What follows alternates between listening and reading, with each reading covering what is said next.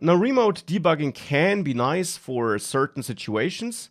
What I personally find more useful is to use the React developer tools. And not some specific React Native developer tools, but the regular React DevTools.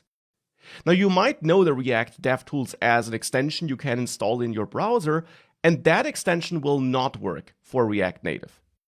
But what you can do here in a separate terminal is you can install them globally on your system, or also as a project-only dependency, but here I'll install them globally with the npm install-g react-devtools. And here on macOS, I need to add a sudo in front of this to make it work. You might not need to do that. On Windows, you definitely don't, because sudo doesn't exist there and isn't required there. And if you hit enter and you install this package, what this will give you is a standalone version of the React DevTools. With the DevTools installed, you can start them by running react-devtools like this as a standalone command in the terminal. And please note that I still have my npm start process up and running. And this opens up a new window. This opens up this DevTools window here.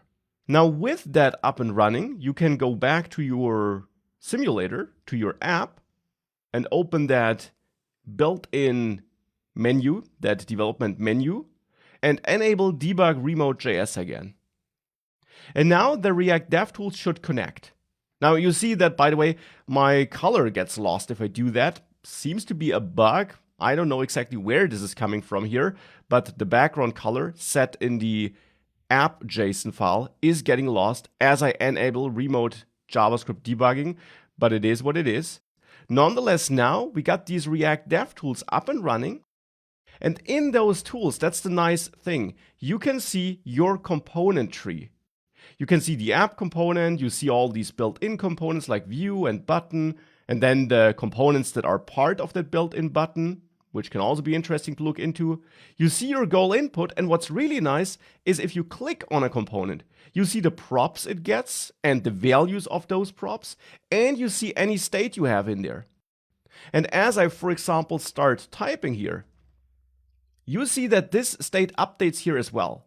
And you can even change this state here to simulate different things and to test different things. And you see this updated state gets reflected back into the application.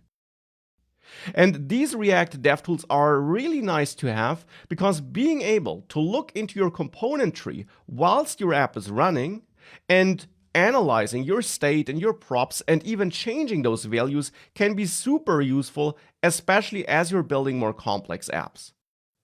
Now, of course, if you don't need it, you might want to not run this, and you might want to actually disable this remote debugging in that case, since it can cause some performance issues, but it is a nice to have feature here. Now with that, I will reload though and get rid of this.